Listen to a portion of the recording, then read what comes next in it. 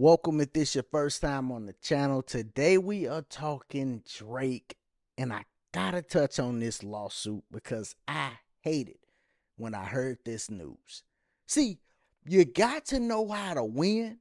You gotta win the right way, but you gotta lose the right way too. Sometimes you just gotta take a loss, a good old fashioned ass kicking. Sometimes, you know, that's how it works in life. You can't win all the time. Drake lost the battle to Kendrick Lamar. He just did. I thought Family Matters was dope too. I actually think Family Matters is on par with Euphoria as far as how dope those records is. But Kendrick came with the big smash, not like us. He won the battle. All right. And I like Push Ups too. I thought Push Ups was dope. Them were the four best records to me. Push Ups, Euphoria, Family Matters, and then of course Not Like Us. But he lost the battle. Okay. It's been months since he lost that battle. He put out the 100 gigs thing. I like that he did that. I like some records from the 100 gigs. So in my mind, I'm like, okay, Drake moving on. This is good. Kendrick gonna come with a project. Hopefully it's a good project. I reviewed it. Go check that review out. But I'm like, okay, Kendrick gonna come with a project. Cole still doing his thing. Cole's back doing features. And Cole then dropped a lot of stuff. He did that Port Antonio record. That was hard. How he was rapping on that. And then he came with all his mixtapes. I'm going to do a reaction to his mixtapes too. Friday Night Lights, the warm up, and then the J. Cole come up mixtape. I'm going to do a reaction to those. Those mixtapes are fire. And I didn't even hear those mixtapes when he first put out those mixtapes. I wasn't listening to J. Cole back then. I didn't hear J. Cole to Truly Yours. And then I went back. I was on deployment. And I heard Born Sinner and then Truly Yours. And I'm like, oh, this dude's amazing. And I went back. So, everybody been moving. And then you hear about this lawsuit. And this is something that I understand. I get it. They are trying to knock Drake down so he can't negotiate and get too powerful. I completely understand because Drake has made way more money for the company than Kendrick Lamar.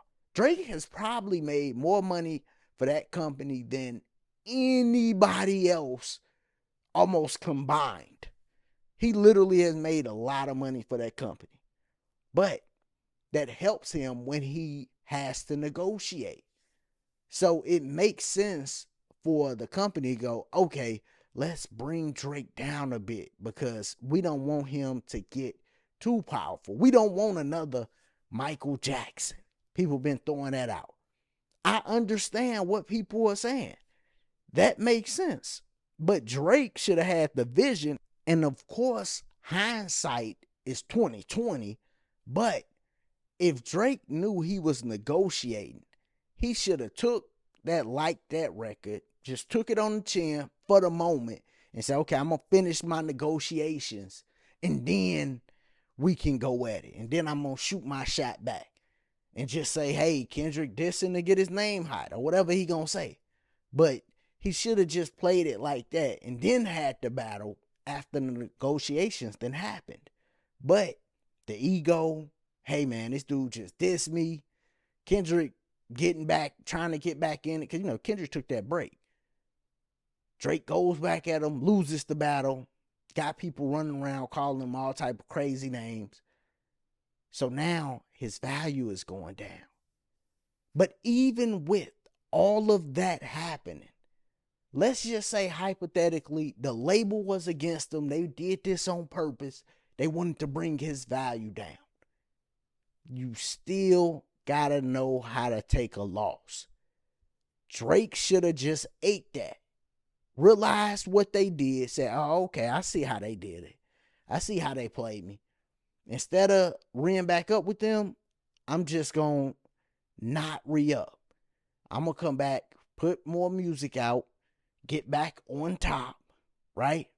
And he's still really on top because his music streamed more than any other rapper, his old music.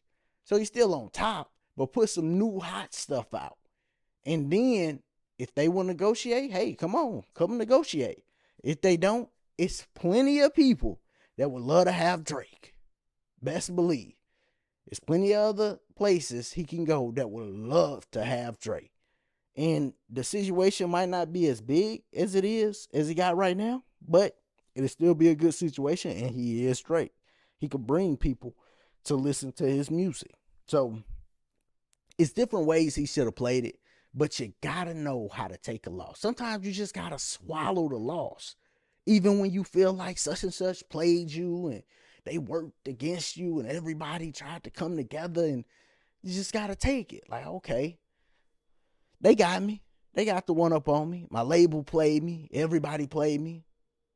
And then you got to figure out how to come back without reacting like this. Because this make everybody in the industry go, oh man, Drake the feds. When he really not. I get why he's suing. I understand. But it's still the wrong move. Y'all let me know y'all thoughts on Drake suing. Because I don't know how he gonna make it to where he climbs back in the eyes of majority of people. Maybe this Party Next Door and him R&B album, which they have made some great music together before, so they can put out a hit and, you know, things could change. But that's going to be difficult while you suing your label. That's the other part. Like, hey, what about the music you want to put out? It's going to be real difficult, dog.